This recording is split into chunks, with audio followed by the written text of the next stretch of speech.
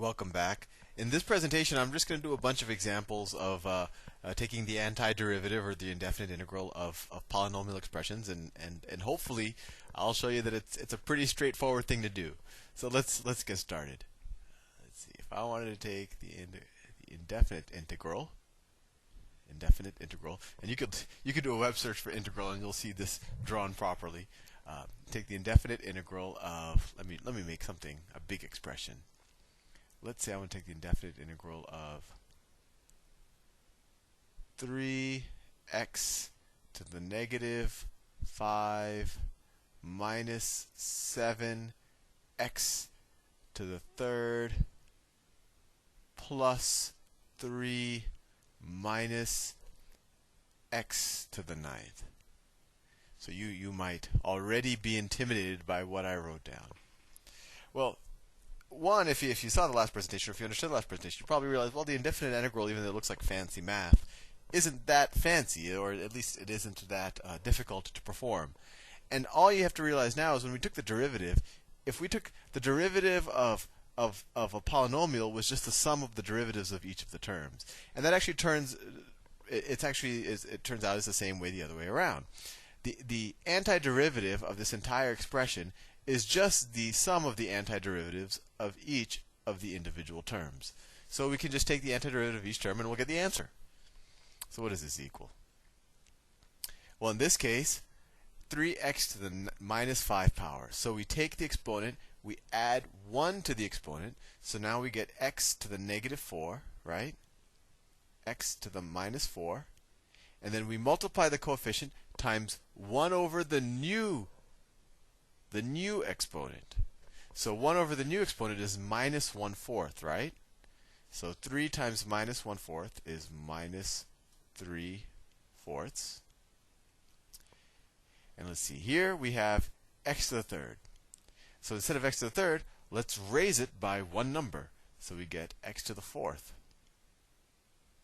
And then we multiply the coefficient. You know, we could either just keep the minus and say the coefficient 7, or we could just say the coefficient is minus 7. We multiply the coefficient times 1 over the new exponent. So the new exponent is 4, so we multiply 1/4 times minus 7. So minus 7 over 4. And now, this is interesting. Well, 3, just 3. Well, how do we apply this? Well, isn't 3 the same thing as 3 times x to the 0, right? Because x to the 0 is just 1. And that's how you should view it, and it shows you that this rule is actually very consistent. So, what's the antiderivative of 3? Well, if we view 3 as 3x to the 0, we raise the exponent by 1, so now we're going to have x to the 1, right? And x to the 1 is just x, so I'm just going to leave it as an x. And we multiply it, the old coefficient, this 3, or the derivative coefficient, we multiply that times 1 over the inverse of this the new exponent. So the exponent's 1, so the inverse of 1 is 1, so it just stays 3, right? We multiplied 3 times 1 over 1, which is still just 3. And then finally, x to the 9th, I think you're getting the hang of this. We raise the exponent by 1, x to the 10th. And then we multiply the current coefficient. Well, the current coefficient is minus 1, right? We just didn't write the 1 there. We multiply the current coefficient, minus 1, times 1 over the new exponent. So it's minus 1 over 10. There we did it. That wasn't too difficult of taking the antiderivative, or once again, I always forget, plus c, right? Because when you take the derivative of any constant, it becomes 0, so it might have disappeared here. So plus c, where this is any constant. This could be a 10, could be a million, could be a minus trillion. It's any constant.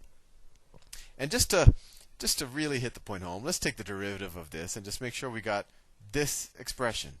And this hopefully is second nature to you by now. And if you ever run out of practice problems in your book because you love doing math so much, just make up problems. That's what I'm doing. All right. I do this even when I'm not recording videos, just for fun. Okay, so let's take the derivative of this. Minus 4 times this coefficient. Minus 4 times minus 3/4 is 3x. Then we subtract 1 from this exponent. Minus 5.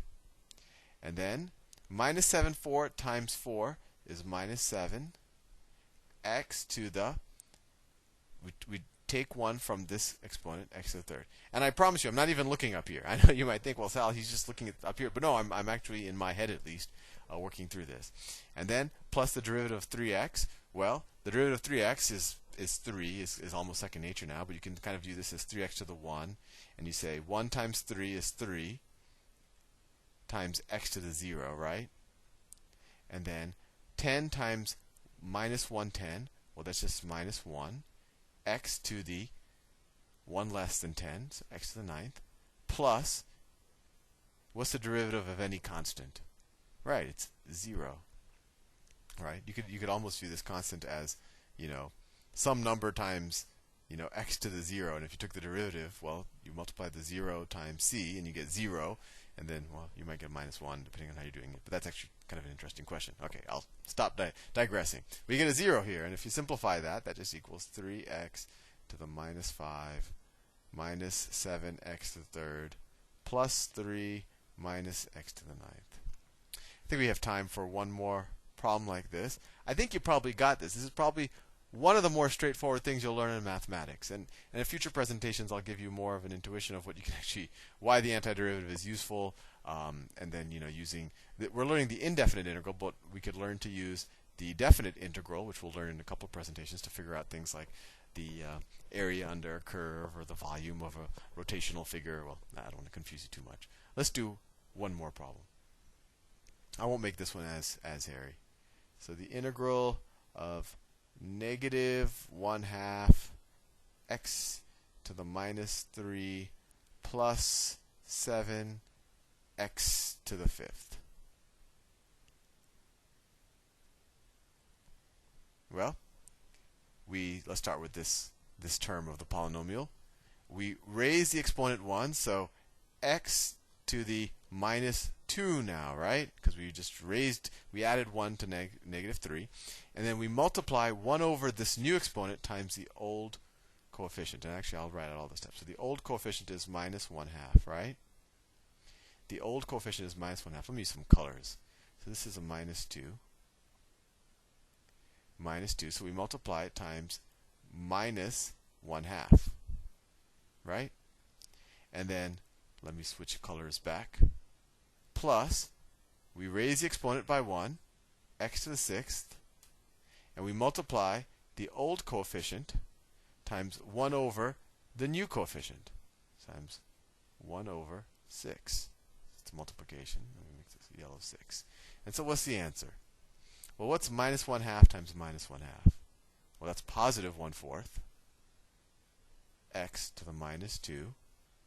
Oh, and of course, plus c.